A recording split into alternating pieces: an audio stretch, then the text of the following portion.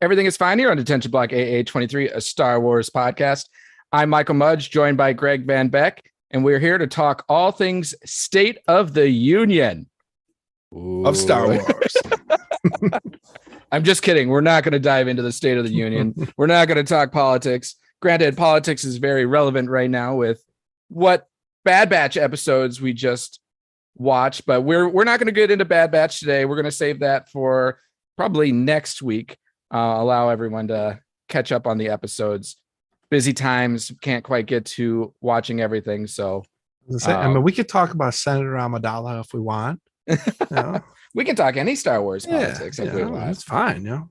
Keep the politics Star Wars related. We could talk about the battle. With Yoda. I won the battle. To talk about one of the coolest Star Wars battles ever on screen with Yoda. Oh yeah, taking place in the Senate with the Emperor. They're in the massive Senate. Yeah, just the music alone in that scene was freaking amazing. I love that scene. The score for the entire series, saga, whatever word you want to use for the Star Wars movies is fantastic when you can just listen to them. You don't need to have anything else. Just go to wherever you get your music and just listen to John Williams and the rest of that crew with the music. Close your eyes, you can picture everything, and that's how how good you will get. Goosebumps. You will get the feelings that you normally get watching those scenes. The movie or the music just it brings it out in you that you're like, well done, sir. That's why I don't know if he's not in the Hall of Fame. Shame on the Hall of Fame. I don't care what Hall of Fame it is. Put him in there. I think his birthday was just the other day too. So happy belated birthday to Mr. John Williams. Oh, and I also heard that it sounds like Steven Spielberg is going to make a movie on John Williams. So that would be fascinating to watch. You would have to think Star Wars is going to play a part in that movie at some point. So it's relevant. Steven Spielberg, young up and coming filmmaker. Right. Who's that guy? Never heard of him before. I think he's got a shot, Mike. I really do. I think he can make it. Well, I mean, totally spacing. George Lucas had confidence in him. He had more confidence in Steven Spielberg than his own stuff. So he did. Yep. Well, it's a good thing Steven Spielberg had so much confidence in George Lucas's stuff and vision. Yeah. I think you need to throw holy water on me because I couldn't remember George Lucas's name for some reason. Yeah, but you remembered his brother, John. So yeah. John Lucas. Mixing John Williams and George Lucas. That's one way to do it. Oh man. And it's a great movie. A mixture of John Williams and George Lucas. It's a great movie. That just made me think of Robin Williams stand-up, where the brother of Jesus Christ. Yeah. What was the name that he gave? Frank? No. Yeah. Fred? No. Because that was Fred Claus. I don't know. Yeah. But oh, he'll go to or how's your day? Whatever, Christ. Oh, just dandy. My brother, he turns water into wine. He walks on water, and I sit here on the beach with sand in my crack. Just a wonderful day.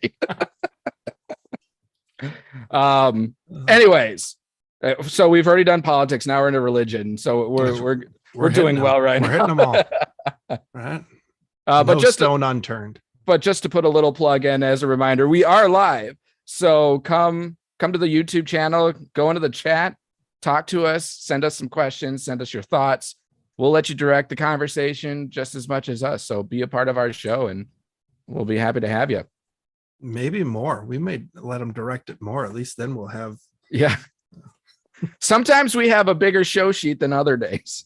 Today is not one of those days we have a big show sheet. Sometimes we have to cut things. Right now, we're talking Galactic Senate as filler. I know people hate filler, and we're providing our own filler right now. There you go. I feel like our filler is more entertaining than other filler. Well, our filler is more fulfilling than the other fillers. Yeah, right. Yes. I agree. And at least we bring humor to it. So That's at least something. We make ourselves laugh. Yes. So nobody's ever laughing at me because I'm always laughing. So And hello, Dr. Mad Studio. Glad to see you back. It's been a while indeed. How's your Star Wars vial? Is it completed? Let us know. So I do have really only one news bit. And then we've got something juicy that's completely, well, I can't say completely rumor, but we'll tag it with the rumor label. It's been floating out there for a little bit. I think I saw like the article came out late January, so it's been floating out there for about a week. So we're going to humor it, and we're going to approach it like, of course, as I said, a lot of times where there's smoke, there's fire. So it could be true. So we're going to doodle around with that for a little bit. But first, I'm going to dive into Star Wars Young Jedi Adventures was announced to be premiering on May 4th. So that's a new animated show, kids show that will be starting. And it's going to be set during the High Republic era. And it says it follows Jedi younglings as they study the ways of the Force, explore the galaxy, help citizens and creatures in need, and learn valuable skills needed to become a Jedi along the way. And they even said this was created for like preschoolers.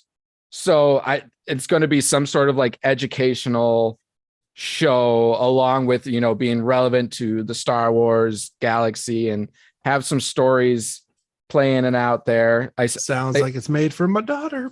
Yeah, exactly. It sounds like it's going to be a good like introducctory source for kids into Star Wars. Yoda is in it. So they released 2 pictures.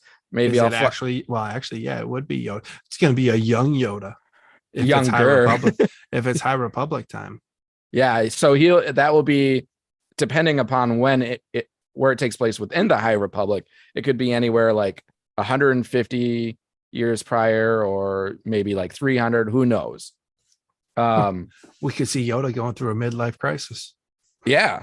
And let me see if I can find it. There were some pictures that were dropped. It's good. It's a Disney Plus series, isn't it? That's not going to be on the Disney Channel. That'll be on Disney Plus, right? Yeah, it will be on Disney Plus. Okay. Streaming starting May 4th. May 4th. All right. I'm going to pull up these pictures really quick that I saw. Okay, yeah, here we go. Let's just dive into this first one. I'll share my screen. Which one? There we go. Yep, that's screen one. So there's the first one. Obviously, very, very young, very child oriented. Yeah. But there's Yoda. He looks even creepier. Is that an Ewok? Mix of an Ewok and koala? Maybe. Ewala? And then is the second one in there? No. The other one was just a picture of it was these 3 together. So, but that just gives you a little bit of an idea of what this show is going to look like and whatnot. Yeah. So perfect for your daughter. And so James Waugh, so he's the Young Jedi Adventures executive producer and senior vice president, franchise content and strategy at Lucasfilm, says Star Wars transcends generations. Fans of all ages deeply connect with its imaginative worlds, mythic stories, and unique characters. When developing Star Wars Young Jedi Adventures, the first Star Wars series created for preschoolers. So there you go. There's that call out that it will be for preschoolers. The creative team never stopped thinking about how this show may be a youngling's first step into a larger world. So introducing them to Star Wars and their first time experiencing the limitless potential of Star Wars galaxy. The show's characters, tone, and life lessons woven throughout each episode were written just for them, and our talented team was committed to honoring the cinematic legacy while staying true to the expectations of parents for the youngest of audience. So again, like they're going to allow, because they know parents will probably be watching this along with their kids, and there's going to be Star Wars fans that are watching this. So they're going to hold true to the, yeah.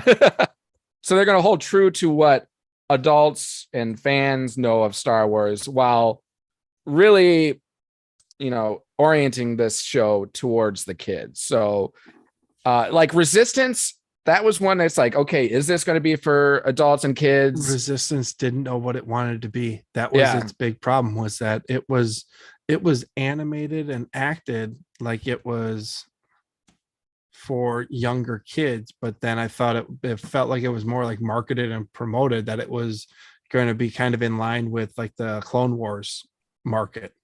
Yeah, it wasn't. It right. was not. So this one is more telling everyone, okay, don't expect great storytelling from an adult perspective or something that's going to keep your interest. Again, this is for the kids, so let it be that way. You know how many episodes of Bluey that like I'll get sucked in, and then all of a sudden I have no idea where my kid is. Well, she's in the house. Don't people. I've heard good things about Bluey. I've heard great things about that show. Bluey is very good. Paw Patrol, that same thing, where all of a sudden you're like sucked in to an episode and you're like, she's not even watching it anymore. But it does look like, I'm looking at the picture, it does look like they introduce you to yet another droid, like a BB-8 or a R2D2 for the preschoolers to fall in love with. More marketing options. Oh, yeah. Well, there's always got to be that one level. I mean, you had R2D2, you had BB-8. For those, with the video games, you had, BD-1 has got his following. Yeah, he's a pretty cool droid. There's always that go-to droid. Yeah, and you have to. It's a staple. Yeah, it's a staple. Mm-hmm. And I did see that D. Bradley Baker, so voice of the clones, is going to be continuing his Star Wars contributions, and he will be voicing a character named Nubs. What a name, Nubs. Nice. Seems appropriate. No. Yeah. No. Is it going to be Nubs? Maybe he's the Wookiee looking dude. Maybe that's Nubs. Or not Wookiee, sorry, Ewok. That's the Ewok looking dude, because that's the song, Nub Nub, at the celebration. Could be. Or Nubs is like a like code name for the droid. Somehow. Could be like a NUB or something like that droid, so that they nickname Nubs. And that would make, like, an adult would probably be more likely voicing a droid versus one of the characters. So that kind of makes sense. Yep. Lola from Kenobi. Did you know? Droid. I learned something about. I think I know where you're going with this. Where the name Lola came from. Yeah, that was a pretty good little tip of the cap to someone. That was Carrie fantastic. Carrie Fisher, when she was about the same age as Leia in the show, had a bird as a pet, and the pet's name was Lola.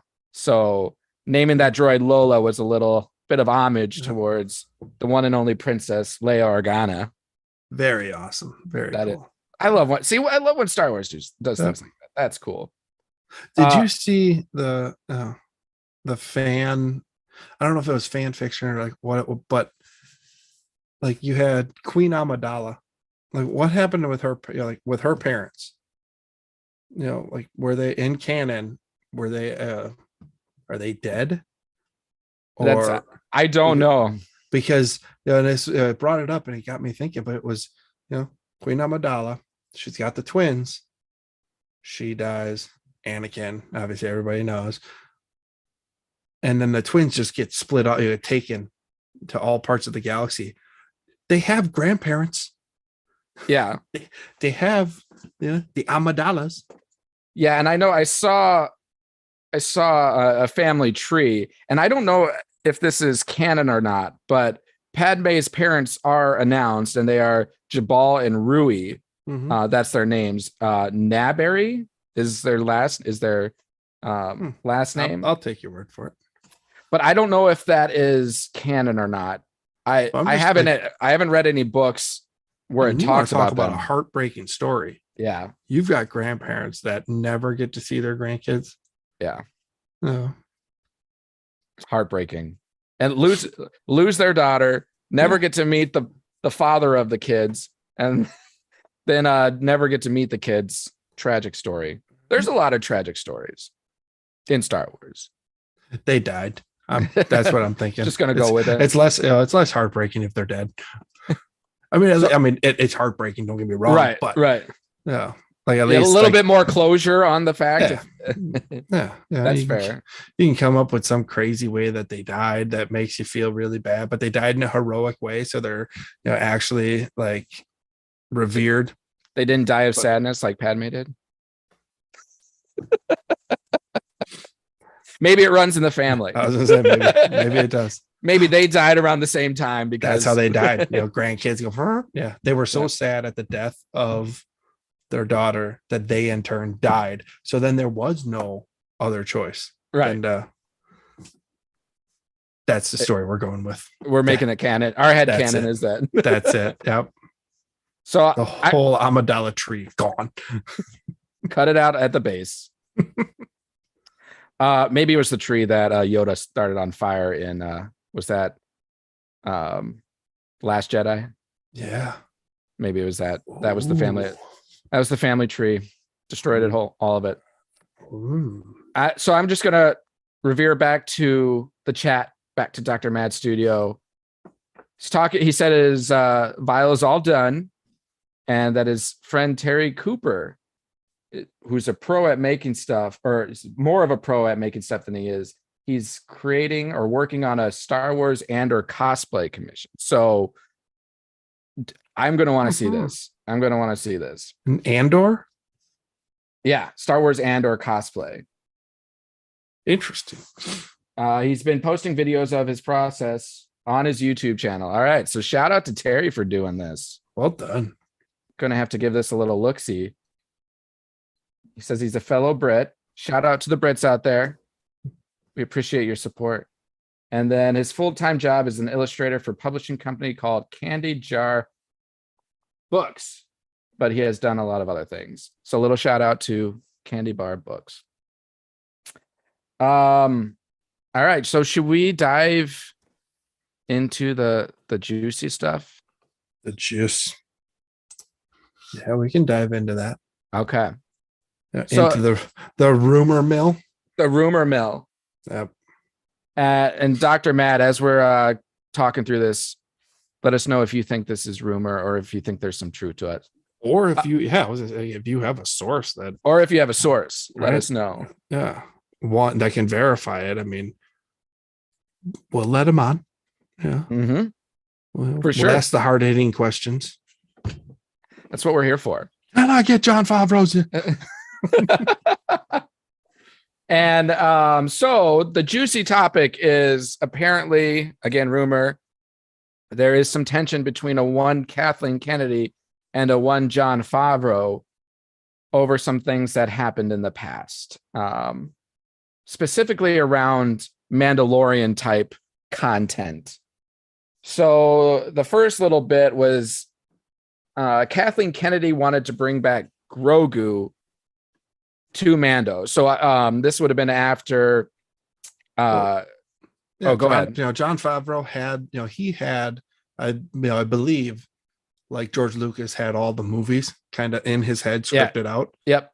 Jon Favreau's got Mandalorian storyline all scripted out in his head. So he had Grogu, and Grogu was in to play a role to get Mando to a certain level. But then, John always felt from, what you saw in the show and then, kind of subsequently read, on the interweb, was that, Jon Favreau had a plan to Grogu is going to train to become a Jedi with Luke Skywalker. And that's it. Maybe they bring him in as, a quick cameo snippet. Yeah. Hey, Grogu, how's training going? Frog, like whatever. And, but he wasn't supposed to be in a major role in future, series or, seasons.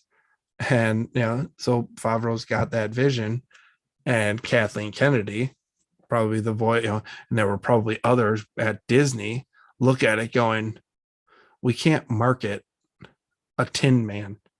Yeah. We just can't, a baby Yoda. Yeah, we can market that. Kids will buy that. Well, and Baby Yoda was probably, I mean, everywhere. if you checked like search engines, was probably the largest everywhere. Anything Star Wars related, especially Women loved revolving. Baby Yoda. Kids loved Baby Yoda. We loved Baby Yoda. I liked them. I don't know if love's a pretty strong word. Your love grows over time. Yeah, but I'd rather have like a best guy. You are an impulse buy person, though. At least you That's used true. to be. You used to be. Yep, my impulses get double checked by a certain someone. But yeah, I mean, I can see some validity to this. Again, I don't know if it's necessarily 100% true, and I would believe that there's probably no hard, frustration between Kathleen Kennedy or Jon Favreau. It's probably one of these like, this is how I would have it if my way. I just think, like the Grogu, if that was the only bit of contention, there's no way. Like this rumor doesn't, see the light of day if all it was Jon Favreau wanting to write Grogu off after a season and a half, 2 seasons, and Kathleen Kennedy looking at the marketing side of things going, oh, for sure, we can make a buttload of money off this little green guy. So you need to keep him. It's a cash crop that we need to keep, harvesting season after season. I completely understand. And if that was the one thing, then I think Jon Favreau just looks at it and, all right, fine. I'll figure out a way make it work to write my story, to tell my story and bring this little marketing employee along for the ride. That part I get. But as you'll get to, there were a few other, other things too, rumored points of contention. Yeah. And Dr. Matt says that he personally stays out of the rumor stuff and sticks to the facts, which is smart. Stay in that realm. That's where you need to be. If you're making for decisions, us though, as podcasters, we need to get into the juicy stuff. Well, listen, I'm not going to take any, I'm not going to act on any of like the rumors, but they are fun to talk about. And to your point, noodle around in your head. Where there's smoke, there's usually fire, or there's at least been a fire. There's embers. There's something. There was something there. Yeah. Unless they're magicians. I mean, who knows? Maybe. Hey, that's just manipulating Disney. Someone else's mind. Yeah, that's true. But he does say that he has heard of, layoffs and some drama that has been taking place. And I think that's fair. Oh, yeah. I think it's fair to say that most everyone has. So that's why we say, smoke, there's fire. So going into the second point.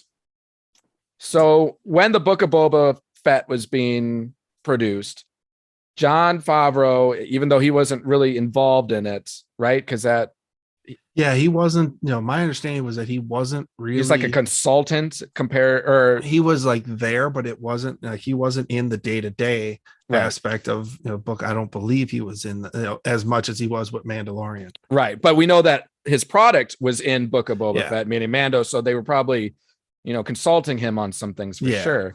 And he wanted everyone's favorite Vespas out of the show. Like he was thinking, no, I don't like this. This isn't resonating. They very didn't well. fit. Yeah, it was. It didn't fit. He looked at it like these are not Star Wars. Right. This does not stay true to what the brand is. Yeah. Rumored to his opinion. Yeah. But Kathleen wanted to keep them in, thinking that, this is another source that we can market. So again, going back to the marketing portion of it, which, that's part of her job. So that's understandable too. But she went to the marketing team and asked them if they would be able to market these. And they said that they would be able to. So thus we have the Vespas in that not so speed chase. And as a result, I think the fans everyone has their opinions on it. What, like it, don't like it. That's all the same to everyone. But I think at least the people that I've talked to, a majority of the people have not liked the Vespas and feel that they were out of place. It's so funny that like whatever gut instinct that she has, she should really do like the opposite. I mean, when you think about it, why did Solo not do well in the initial release? Now, recently, you've seen some social media uprising and support for the movie. And you and I have always felt, even when it came out, that it was, as a standalone movie, was pretty good. But it didn't get the love from the fans. And why? Because they were pissed off at Kathleen Kennedy. Mhm. So they were making their voices heard with their wallets. Right. Well, Kathleen, man, we can market these Vespas. What happened? Those same fans did the same thing. Yeah. Hey, we're not giving you our money for this stupid Vespa. It looks, this isn't Star Wars. You have Disney-fied Star Wars. I don't like it. You're not getting my money on it. Right. So it's like you've now struck out twice. Well, but in her defense, not to say that it, makes the story better, but or Star Wars has been able to continue to market off of Baby Yoda, and they probably will be able to continue doing that for a while. Well, yeah. And having Baby Yoda or Grogu still in Mandalorian will continue that cash crop for seasons to come, compared to if he wasn't still in the show. I mean, even if he wasn't still in the show, he would still get marketed and would still bring in some money. But I would have to believe that continuing him in the show does bring a little bit more money. It's more figures that they could sell. It's more merchandise that they could sell. You know what I'm surprised they didn't do? And What's maybe that? behind closed doors they are.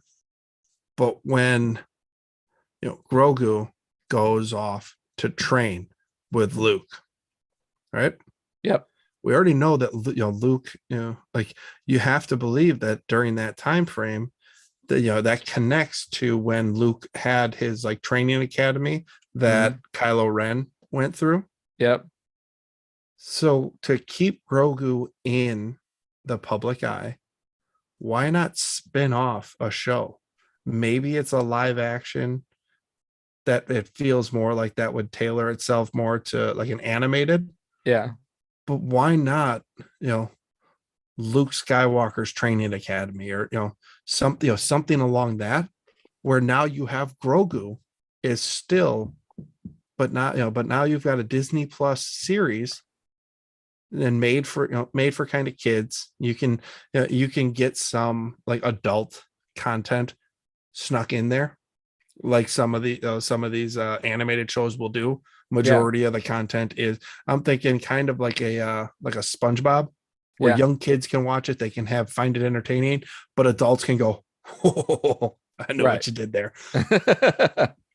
So you could have that, keeps Grogu, because now you have a show centered around Grogu and his training, but it takes him off of Mandalorian. So now Mando can go do his thing, adult content, fighting, wars on Mandalore and that. Yeah. And Disney can still market Grogu. Yeah. In a children's series. Well, I 100% agree with that in terms of like a Luke Skywalker Jedi Academy show. I think that would resonate very well. But I would argue that I would keep it to like the theme or the age group or the genre that, we get him in the Book of Boba Fett. You already, like, the de-aging technology, the deep fake, like, it seems like this was like a testing ground to see how well received it would be. And it got received very well. So that gives you the opportunity to bring in more live action Luke, to bring in a child character like Grogu. Well, I shouldn't say child, because adults like Grogu too, but something that you could bring in a younger audience into an older show as well to entertain both age groups. I think I totally agree that a show like that would be awesome. You could go either direction. Child. I go animated just because I feel like in like those training shows, if you go animated, you can do a few more, with the animation, you're free reign to do a few more things that would be kind of interesting to see on TV, whereas live action. But either way, to your point with the de-aging, how they do it, however you want to do it, you can. Yep. And be successful, but it just feels like a missed opportunity. Yeah. I don't think they would have invested in the deep fake technology without the idea in the back of their mind that they're going to put this to further use the more that they go on. Mm-hmm. So the question is just, it's not if, it's just when are they going to use it for other characters, whether it still be Luke Skywalker or I don't know, other original trilogy, Lando or whoever, Han Solo, right. like take your pick. Yeah, you could do anyone. Mm-hmm. I have never, Dr. Matt is asking if we've heard of Mike Zero. I have not, but according to what you're saying, that's probably a good thing because he says, I don't understand how that guy continues to get away with making stuff up. So it's probably a good thing I've never heard of that guy. Mm-hmm. I don't want to hear anyone that makes up stuff. Have you heard of Mike Zero? No. Is he like a conspiracy theorist for Star Wars? Just writes articles on it? I was going to say, you asking me when I just told you I never heard of the guy? No, I'm asking. We're giving him way too much airtime. Yeah. All right, Greg's just getting jealous. It's airtime away from him. My dime, Mike. All right, and then there was one other piece that goes along with this whole. This one, and this one upset me. Like, I was, like if John was upset about it, I'm right there with you, bro. If it's true. But according to this, Kathleen orchestrated the firing of Gina Carano, who is Cara Dune from The Mandalorian, setting the stage for canceling Rangers of the Republic. Jon Favreau had issues with this since Rangers of the New Republic would be a product of Mando, which would have been his work to, work with. So, yeah, and I know this is a very sensitive subject to many people. It's very controversial. Everyone has their opinions. Everyone's entitled to their opinions. I really liked Cara Dune. Viewpoints of Gina Carano aside, the character itself was fantastic. I thought Gina portrayed the character very well. Was a very captivating rebel. Jump trooper. That's what she was, a rebel jump trooper, if I recall. And I was hoping to see more of her, but unfortunately fortunately for some people's views, we won't be seeing any more of Gina. So what do you think of this one, Greg? That one upset me. Yeah.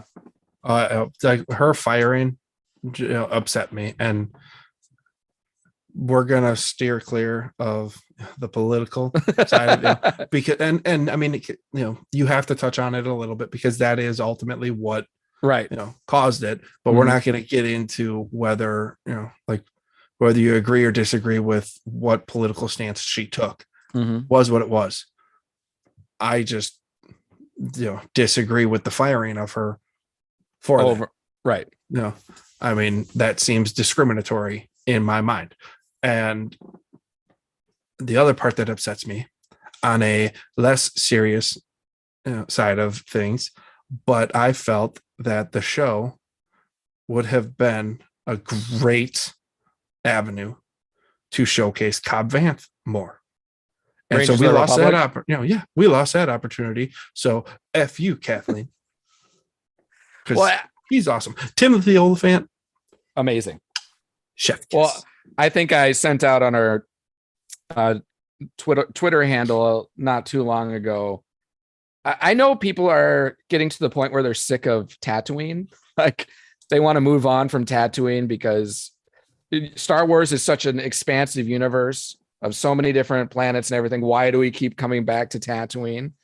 I still love Tatooine. It's got a nice little soft spot in my heart. I mean, it introduced us to Star Wars, for crying out loud. But I also really like Western themed stuff.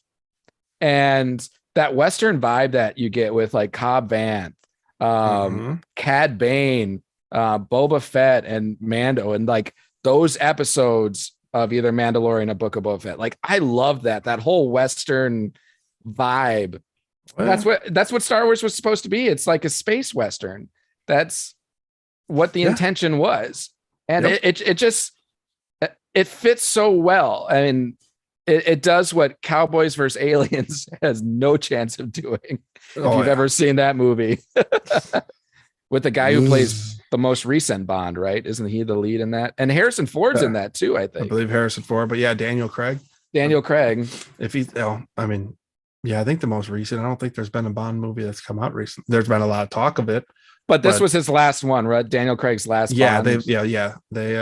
He's done. From what I hear, and don't eviscerate me, but I don't know how to politically. They're looking at having like the first black James Bond. Yeah, I saw that. And do you remember who the different? Well, I guess it would all been rumor who the different castings would be. Yeah, I don't remember.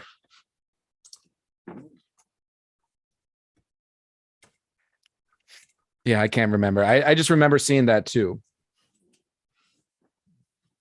Gotta love Bond movies. That's Idris Elba was one that I saw. Okay. And then so there's Idris Elba, Renee Jean Page, Reggae Jean Page. Okay. What was he was in? Well, there was Bridgerton. Oh, if you've ever watched that. The one that I remember him from, he was in, it was a short-lived series For the People. I don't remember if it was on NBC or what channel it was on. That's how great. Oh, ABC. Okay. I enjoyed it, but it was followed some like defense attorneys or public defenders, I should say. Okay. Like a group of public defenders and then a group of like young ADAs in New York. And he played one of like the district attorneys. Okay. So, yeah. So it was, I really enjoyed the show, but it was short-lived. So yeah, apparently there aren't many people like me. So, well, maybe he can now come in and play Bond. That'd be cool. Yeah, very well could be, but so we shall see. I think it'd be great. I think because I had heard that, like it was James Bond, like, is just like an alias. It's not an actual name of the person. Right. But, kind of like Doctor Who, where it's always, you can be a different doctor. Yeah. Like James Bond is just like Agent, 007. Whoever is Agent 007 is referred to as James Bond. Does that mean Trevelyan is always 00? Was that 6? It's either 006 or 008. It was one. Yeah. Dr. Mad said he grew up with Pierce Brosnan as Bond. Because that was us. That was mostly us. And Goldeneye, man, N64. That was Pierce. Yeah, that was Pierce, and that was a great game. Oh man, Doritos. You'd get always to the food, Greg. Always to the food. He's going to say pizza. Don't lie to me. Pizza Hut pizza, Doritos, Mountain Dew, GoldenEye, and N64. Tell me that wasn't your like Saturday night. At that age, At that age, it was Surge, not Mountain Dew. Oh well. Did you ever drink Surge? My parents liked me, so yeah. Well, yeah, man, we used to drink Surge. Yeah. That's what all that crazy stuff that you're. Yeah. Oh yeah. But yes, my days were exactly like that, and all the controllers that were connected to the actual console. You got like a small little TV. Mm-hmm. And then you remember Mario Party? Oh yeah, when that took over, and you'd play that till the wee hours of the morning. Mario Kart or Mario Party. Mario Kart, yeah. Oh. And because you can have 4 players, and you were sharing the same screen.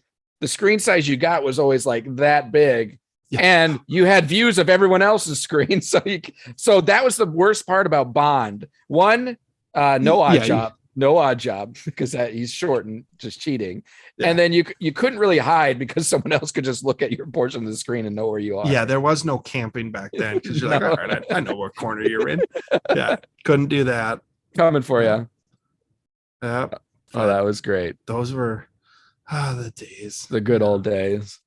Well, to reel us back into the whole Kathleen Kennedy, Jon Favreau rumored stuff. Kathleen, you son of I think you wrote down, or you had a quote, alleged quote, and can you provide like context to it? allegedly.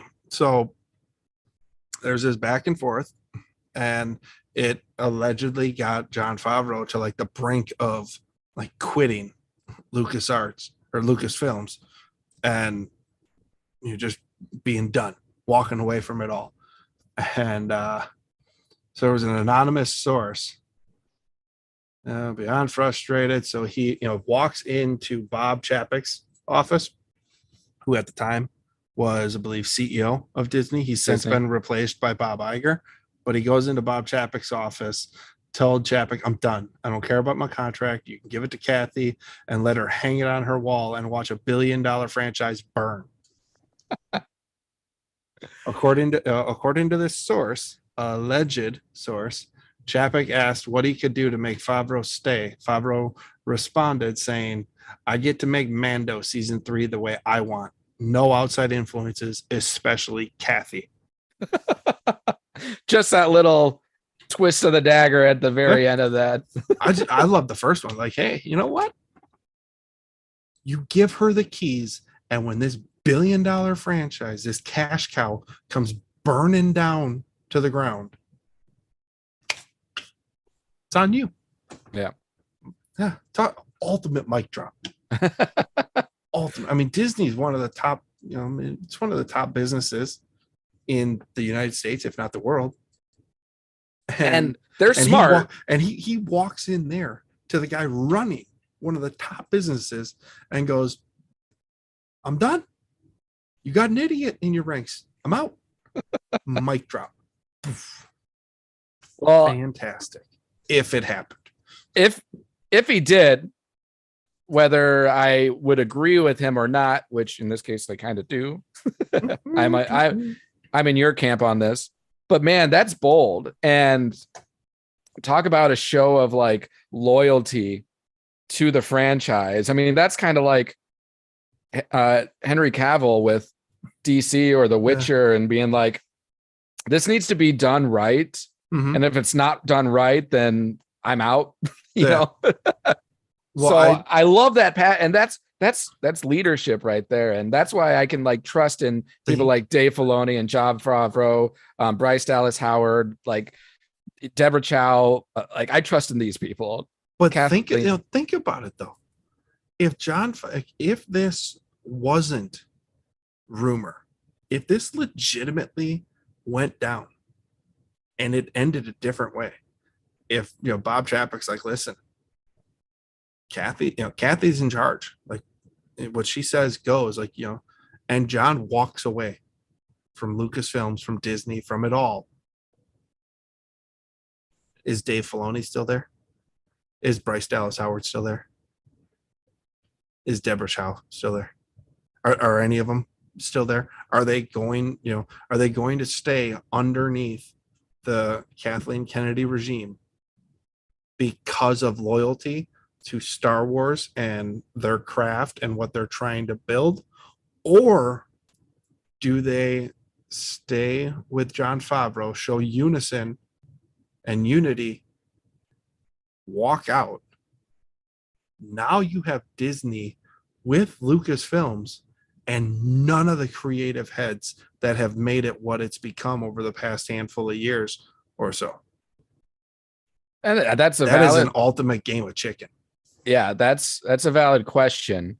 I would be led to believe that Filoni would still stay, only because of how much he has out there with Star Wars, with like all of Clone Wars and Bad Batch and Rebels, and I think he would stay on board. And I don't think that would be anything, for one side or against the other side. I think that would be strictly because that's his masterpiece.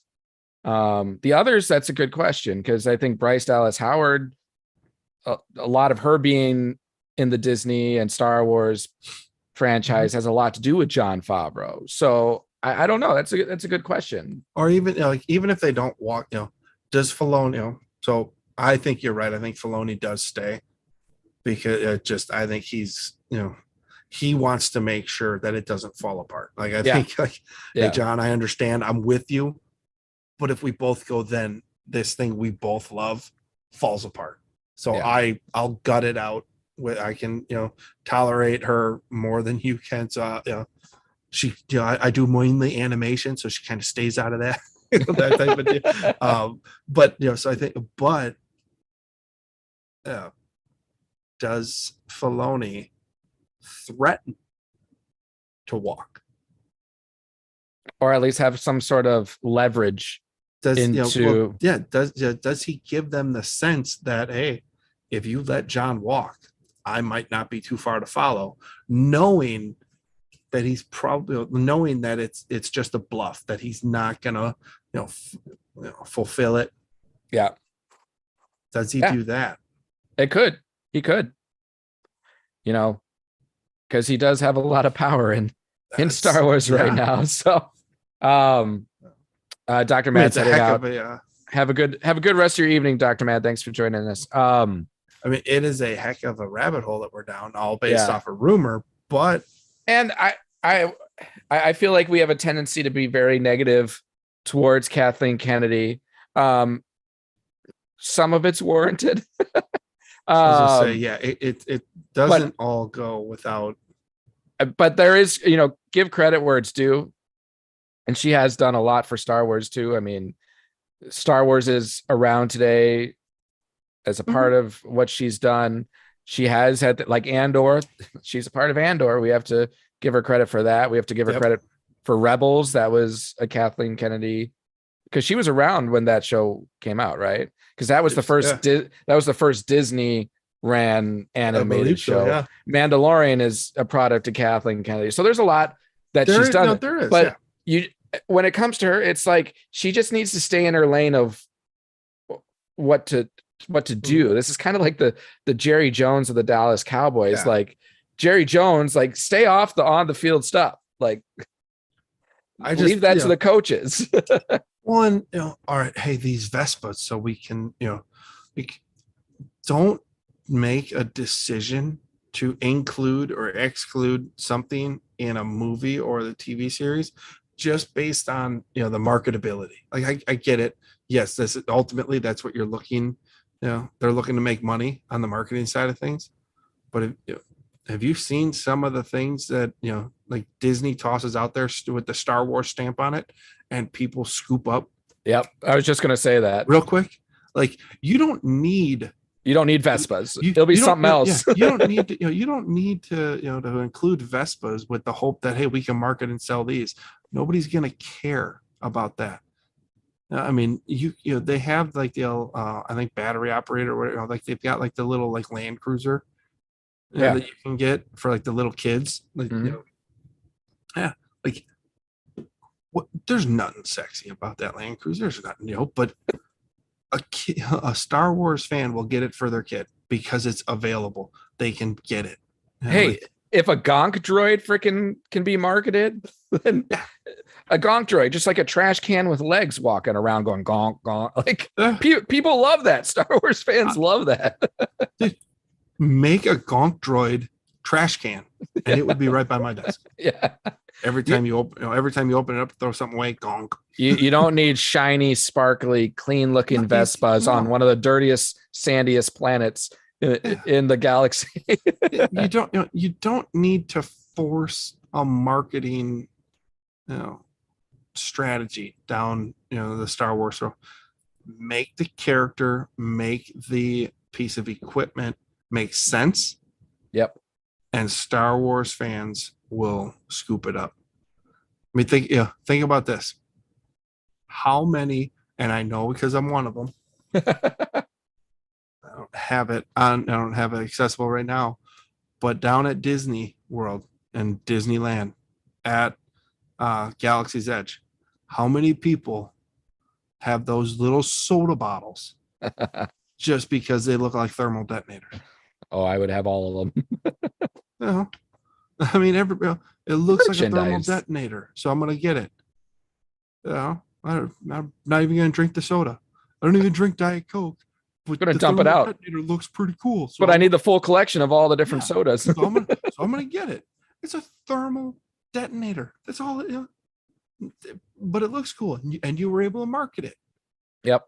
So yeah, the Vespas, like and it felt like it was just being like shoved down your throat. If it was just kind of there, if it was a Star Wars version, if it wasn't so like gaudy and like that look at me shiny. To your point, you're on a dirty island or planet. There's no way that this freaking Vespa looks like that. Just use the swoop gang bikes. I mean, the ones that you see, I mean, in Book of Boba Fett even, and you have it from Shadows of the Empire game. Like, that's nostalgia right there. Like, bring in those swoop bikes. That's all you need. You don't need Vespas. The whole like enhanced humans like getting I don't know if I wouldn't call them installations, but like surgeries where you get like advanced parts, like that's cool. Like I'm okay with that. Oh yeah, that part I was fine with that. Yeah, you can have people on Tatooine like that, and especially like these younger people who are probably trying to, be a little more hip and have these like advancements. That's totally understandable. But like these Vespas, like, yeah, it just I want them to come out with a Black Series Vespa. I know they're not called. We're just calling them Vespas, but I want to come and I want to see what sales is like for that, because I know if anyone out there collects Black Series like I do, you do your hunting at the stores and kind of see what's out there. But there's always like one or two figures that just is full inventory. Like everything else is impossible to find. But there's like one or two characters that there's like so much back inventory that nobody wants. Yeah. So I want to see if I can almost guarantee you that the Vespa. Do you get all Black Series or no? Are there some that you've passed on? Well, there's many I haven't gotten, and now I'm not getting them as much anymore because with inflation and everything, prices have gone sky. Because it used to be you could get a Black Series figure for like, I want to say $10-15, and now like a Boba Fett figure was like $31. I'm like, I'm not spending $31 for a single figure. Like, no, it makes sense. Not doing it. I was just wondering, like. Because how many people can't stand the Vespas, man? They're just so stupid. They don't belong in Star Wars Black Series Vespa. I'll pre-order. Well, that's the thing. That's a pre-order. What's that on your desk, guys? That stupid Vespa. Why do you have it? Star Wars. I needed to get it. Like, and that there's people out there that they can't stand it, but all of a sudden it gets put out into the store, and they're like, I gotta get it. Yeah. Why? Do you not see the Star Wars label on it? For the people that like buy 2 or 3 of everything, because they'll have like one that they open and one that they keep boxed. Yep. They'll be like, I'll just keep this one boxed. I only need one of them. Oh, that's too funny. But yeah, so we'll move again. Don't accuse us of like saying that these are facts. These are not facts. These are rumors. These are just things that we've read that we find there could be some truth to. If there is truth to it, you heard it here fifth. Yeah, so. Fifth. But I mean, it was something juicy to talk about. It was, and you could see it. I mean, it was, yeah. There feels like there's a nugget of truth hidden in those rumors. Whether he went into Chapek's office or whatever the causes were, it feels there feels like that animosity between the two. And now I know previously Favreau has said good things and glowing reviews of Kathleen Kennedy. Yeah, but that's in the public, like behind closed doors, private conversations.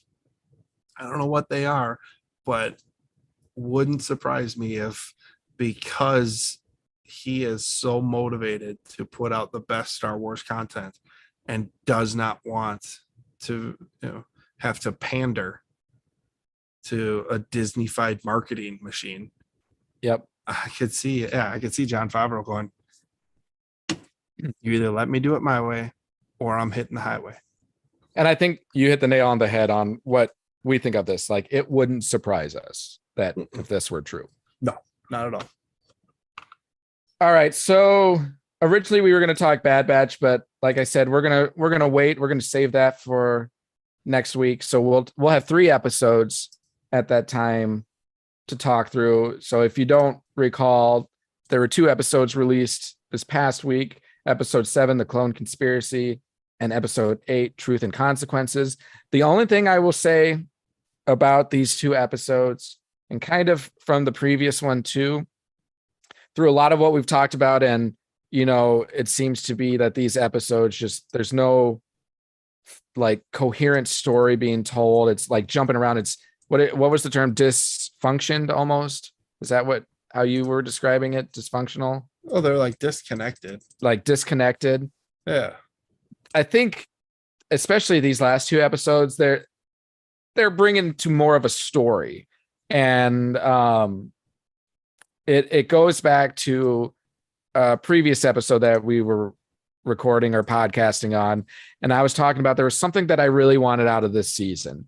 And though this hasn't been my favorite season of works from Star Wars, at least now we're getting what I was hoping to get out of it. So I am happy to see that, and we'll talk about that next time. But I said disjointed.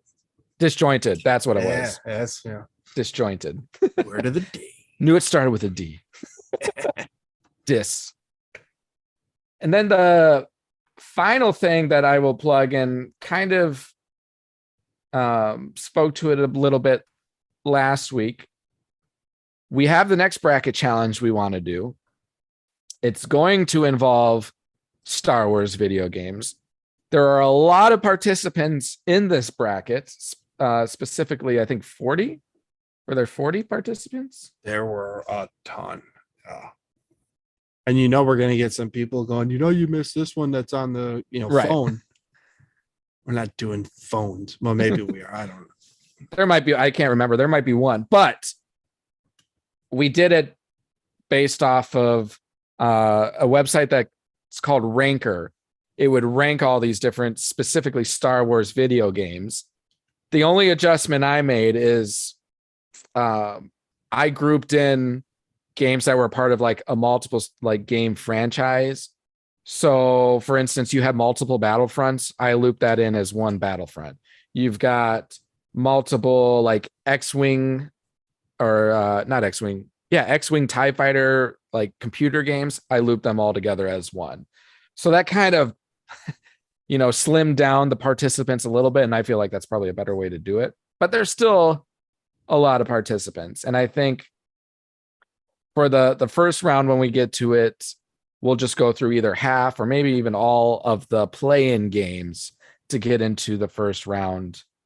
And then we'll do maybe 2 at a time or something like that, just to push through them. But we will do it similar to how we had the last one. The movies? The movies. Yeah, where we're just going to talk. It's not our vote that counts. It's not our vote. Well, we can have one vote, but no. Oh, we don't even get the Your vote doesn't count, Mike. Dang it. It never does anyways. No. But it's going to be biased. You're going to vote for what you like. That's biased.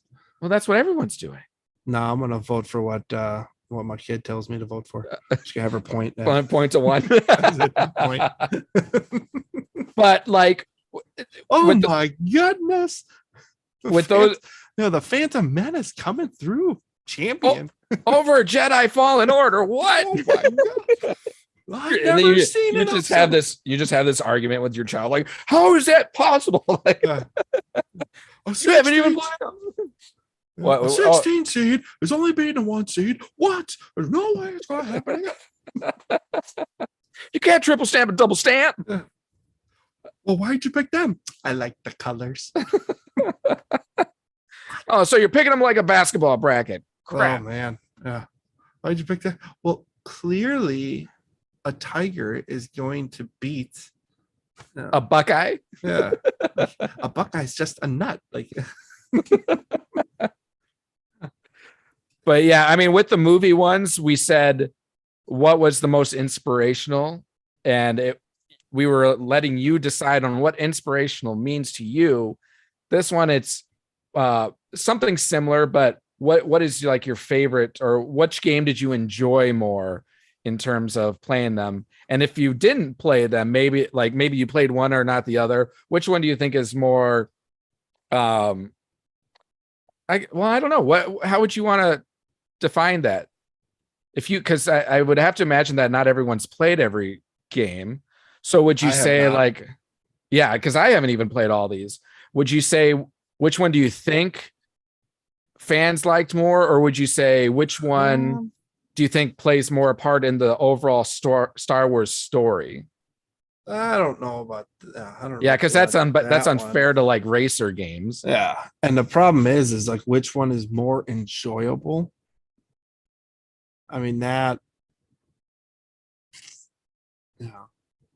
that one could be a difficult one as well because I mean, either way, I think further down the bracket we get, the more of them, more people played. So you'll get more of a balanced vote. yeah, But I don't know, maybe we can I don't know if you do best gameplay or oh, maybe it is just like a combination of the three. Yeah. Best game, best gameplay, most enjoyable. So like gameplay is like in terms of like the controls, the interface, and Yep. like the actual gameplay.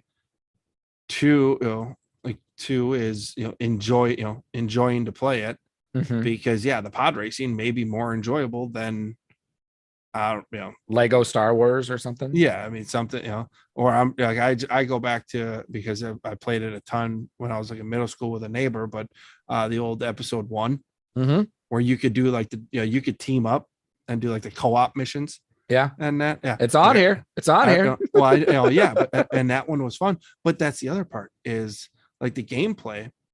So gameplay for Jedi Fallen Order is better than episode 1.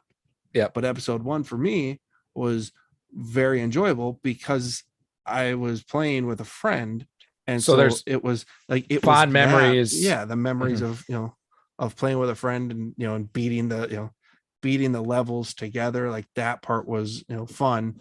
And then so you'd have like those two, and then I think you can also how does it relate to the story to Star Wars overall. I like it. Like does it actually because like Jedi Fallen Order, well, that is a whole new story. It's huge in terms of the story. I mean, so that whereas Battlefront is just taking known characters and or Squadron. Yep. Yeah, I mean Squadron, I think it had the potential, but I think it fell flat. Yeah. And and I think that's the other thing is like what's your overall grade for for it? Like, did the game meet your expectation? I like that. So for this grading that fans are going to have, it's an overall, but there's different brackets within like that competition. That's And then obviously whichever you hold to be most important to you is what's going to ultimately sway your decision. Yeah, I mean you vote you vote how you want, but it's these 4 things is what you can kind of look at as how you're grading the games against each other. So essentially you would say which game is better, like as simple as possible. The competition is which game to you is better than the other. And within that definition of better, there's all these different a breakdown categories, breakdowns. Yeah, because then like even if you haven't played it, you can kind of look to see what the read up on the game and just overall, oh yeah, that sounds like I'd really enjoy this over that. Yeah. So I like it. So there you have it. That's what it will be. I think we'll try to bring the first matchups maybe next week. Whether we get to it or not, that's left to be unsaid. But I will kind of go through this play-in matchups. I'll just speak to the 1, 2, 3, 4, the first 8 matchups. So the first 8 matchups are, I got to bring this over to my bigger screen so I can see. The number 32 seed of Super Bombad Racing with verse 33 Battle Pod. Number 25 Lethal Alliance verse 40 Apprentice of the Force. Number 29 Episode 1 verse 36 Yoda Stories. so one's 20, you son of a son. Then you've got Star Wars, the arcade game. You remember when we played that in North Carolina? The arcade game? Yeah. At that, So, at hey, that arcade bar? There's fond memories there. Yep. That arcade bar was awesome. That Star Wars bar, it had like Star Wars stuff all over the place. Yeah, that was awesome. So that's Star Wars Arcade versus Masters of Terrakasi. I don't know if I'm pronouncing that right. And then Galaxies versus Jedi Arena. Force Commander versus Flight of the Falcon. Episode 3, Revenge of the Sith versus Droids. And then Vader Immortal versus Demolition. Mm-hmm. So these are the play-in games. These aren't part of the actual true bracket of 32. These are the last ones to get into the big dance.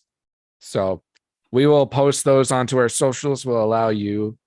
Oh, and the Facebook groups, which call out to My Star Wars Life, good old Britain, who helps manage that. Shout out to you. Thank you for all you do. And we're going to put you to work with our polls coming up. So if you could approve those at your earliest convenience. approve and vote. I always like hearing his opinions on. He gives the best explanations. That's why we brought him onto the show, because he's an all-star and he always has great things to say. Many times they're so deep, like it goes over my head, but it's all good stuff. And then non-toxic Star Wars, we'll bring it to that Facebook group. And like I said, all of our social media handles. So bring your votes, bring everything. Before we close out, I do just want to give a shout out to a new podcast. So I think they've gotten 2 episodes released now. They're called Records of the Republic. So Wade and Kevin, they host that show. And I was a fan of ours. So Rural Farm Boy, he does a lot with our social media and talking with us. And he recommended him and trying to give them some attention. And I listened to them, and they very much remind me of us. So I'm giving a little plug for them. I talked to them a bit, and they want to get a collab episode once they get some episodes under their belt. So probably around spring, summertime, we'll jump on a collab episode and talk to you guys. So stick to it, guys. It's hard when you first start, but you're doing it just to talk Star Wars, and it's a lot of fun doing it. So I can't wait to see what you guys have to bring. And then I'll give a plug to all of our social media handles on Twitter at DetBlockAA23pod, Instagram at detention_block_AA_23, and then our Facebook group and YouTube channel names Detention Block AA23, a Star Wars podcast. Any final things to say, Greg, or any closing thoughts, whether it be Star Wars or not Star Wars related? Super Bowl's coming up this weekend. Who are you cheering for? Yep. I don't care. I'm going for the Kansas City Chiefs only because Colleen has family that are Chiefs fans. So I'll support their happiness. Otherwise, I don't really. Yeah. I don't care. I don't have a hat in the game. So no. Yeah. I don't have a dog in a race. All those other cliches. I got nothing. So I just hope both teams have fun. I did see something that said the state of Minnesota, or it had every state, colored a certain way if they're rooting for the Chiefs or rooting for the Eagles. And there was a bunch of states around our area that were all rooting for the Chiefs, except for Minnesota. It had the color of rooting for the Eagles. And I'm like, there is no way Minnesota people are cheering for the Eagles. That's the last team them and the Saints. Vikings fans hate the Saints and they hate the Eagles. No. So I don't see that happening. No, Vikings fans are okay with Vikings victories, but they really root for Packers losses. That's true. That's what it is. Like, yeah. I mean, they could go 2-14, 2-15 now in a season.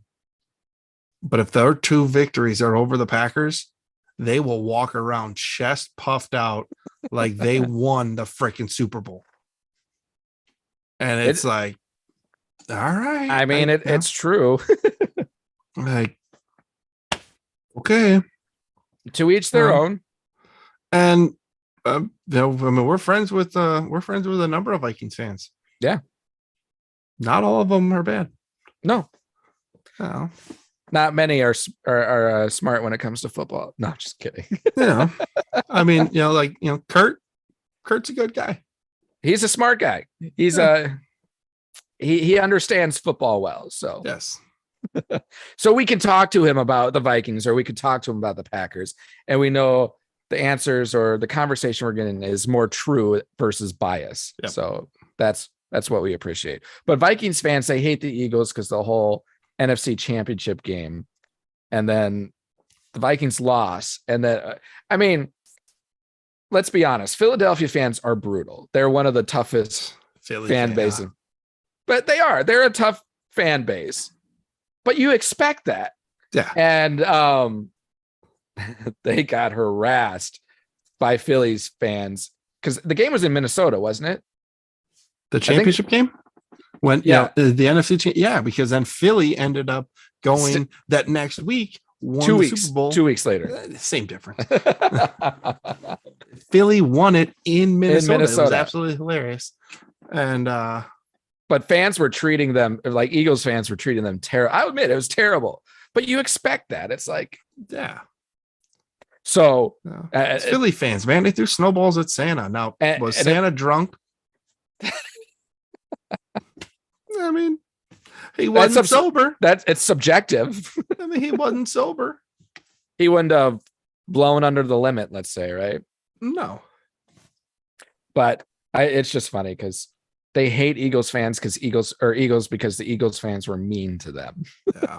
It's funny though, because I'm not a huge fan. Like, the Vikings annoy me, but it's not the team itself on the field. It's their fans. It's the fans and the whatever reality Vikings fans want to live in that isn't where the rest of us live.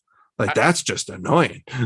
I just laugh because, I mean, the ultimate trump card for any football conversation is Super Bowls, because that's what you play for, right? Well, so that's everybody, everybody says that. I mean, think about it.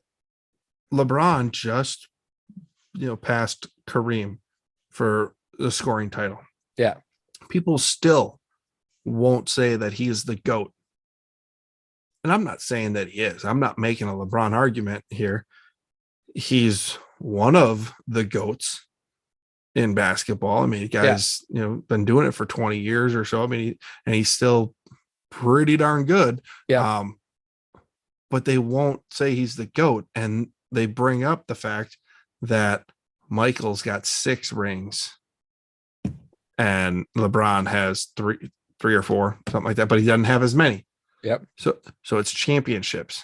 I was looking, there was a little, meme about Terrell Davis in the Hall of Fame in the NFL. Ezekiel Elliott has more rushing yards, I think more rushing touchdowns, right around, there or whatever. And like, they were pretty close, like in receptions, or maybe like statistically Zeke has better, but he's never won MVP. Terrell Davis did. And Terrell Davis has 2 Super Bowl rings. And so, they say Terrell's a Hall of Famer. Now, I'm not saying Zeke's a Hall of Famer. In the same breath, I'm not saying that Terrell Davis is a Hall of Famer, because he's not. Terrell Davis can go into Hall of Fame when Sterling Sharp gets into Hall of Fame. When Sterling Sharp gets his gold jacket, then Terrell Davis can. Look at Terrell Davis's stats. Yes, he was great for 2 years. He had 4 years of 1,000 yards. He had the 2,000-yard season. He did well in the playoffs, but he also had John Elway, Hall of Fame quarterback, throwing. So that's going to open up some running lanes for you. I'm not saying he wasn't a good player. I'm just saying that longevity wasn't there. And that's the knock on Sterling Sharp. And Sterling Sharp was the best receiver for a few years in the early 90s. And Jerry Rice was also a receiver in the NFL during that time. So you're better than Jerry Rice and an injury knocks you out. Sterling Sharp gets in the Hall of Fame. Terrell Davis can get his gold jacket back. But until Sterling gets voted in, Terrell, that jacket's a joke. Greg has never thought of this before in his life. I think you got beads of sweat running down a little bit. not a fan. It fired you up like Kathleen Kennedy and John Favreau. It just look at his stats. He had 4,000-yard seasons. Was he over 2,000 yards on one of them? Yes, I will grant you that.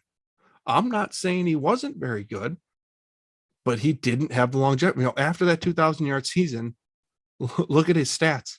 He played 3 more seasons, a total of like 12 games over 3 seasons. Didn't do anything. You had 4 seasons.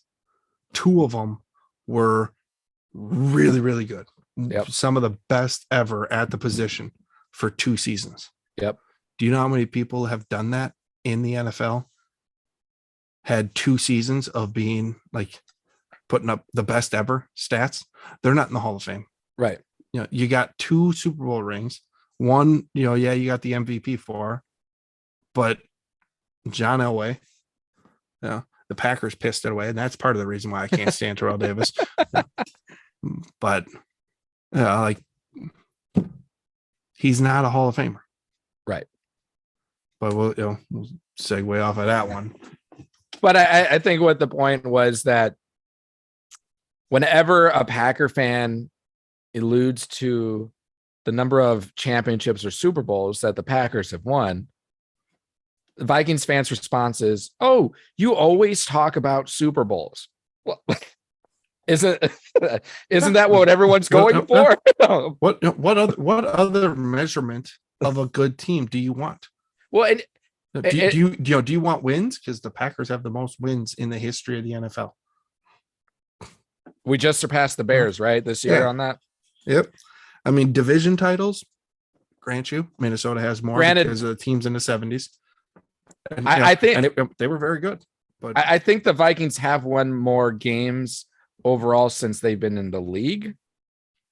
So I think they might have that. But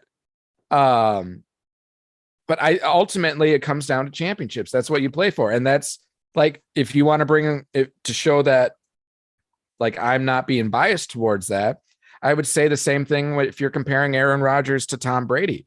I think Aaron Rodgers overall in terms of skill level is a better quarterback than Tom Brady in his career.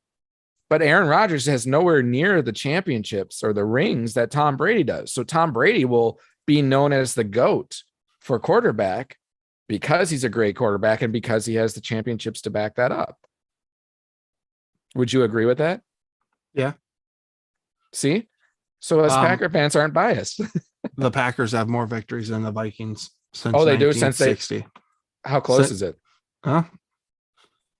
31. Nope. Wait, nope. Not that. We had a range of some bad seasons during that time. 26 victories. Oh, we're 26 more. Yep. So, but they've won more pennants, right? Like they have more divisional titles, because they really dominated. And that's close, but it's like a difference of like 5 or 6, I think, or if that. It might be 3. But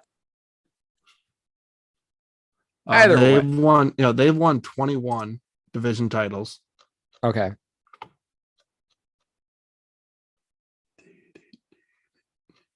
I can't see it doesn't show.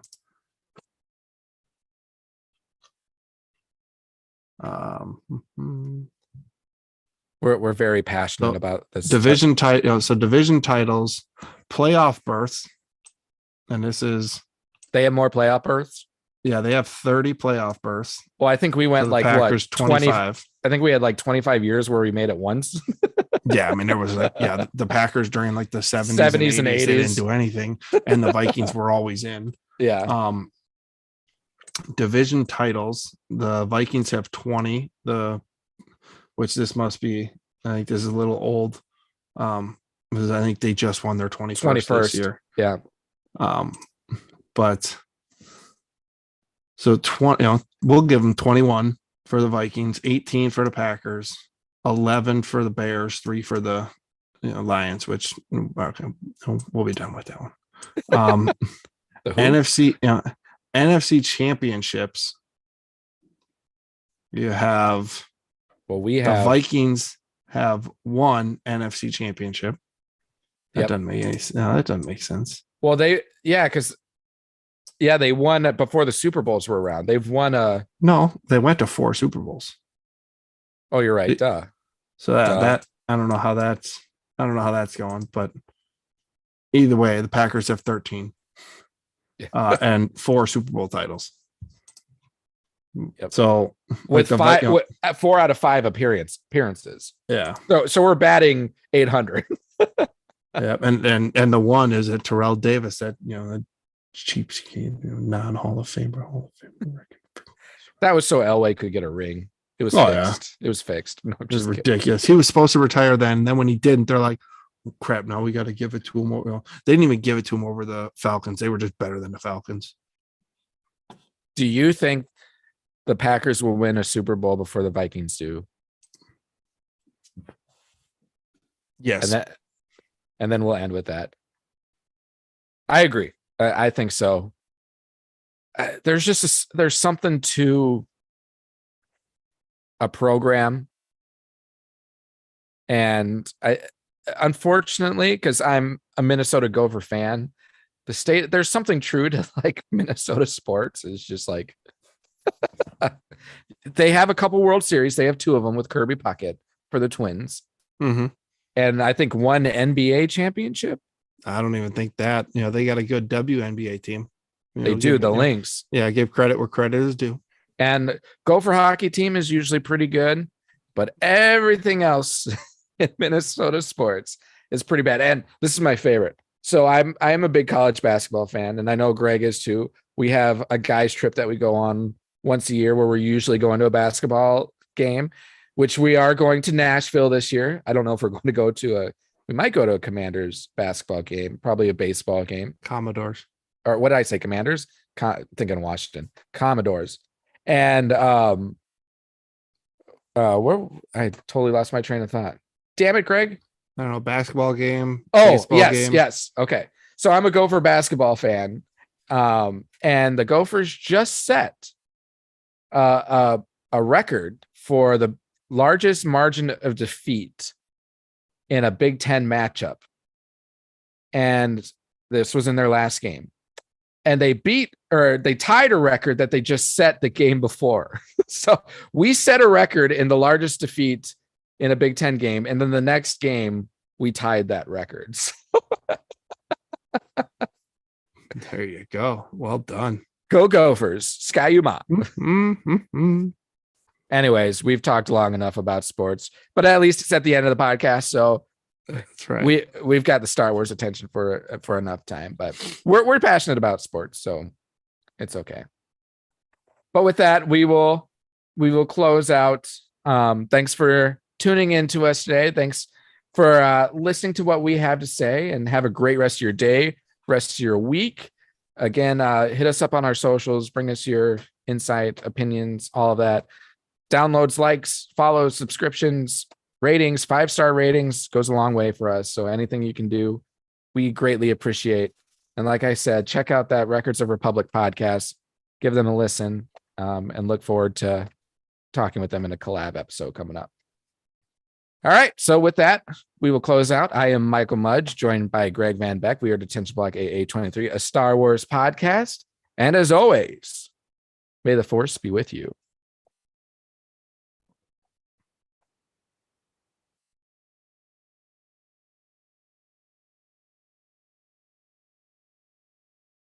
We're good. Still says we're live on YouTube. Well, because there's probably a delay.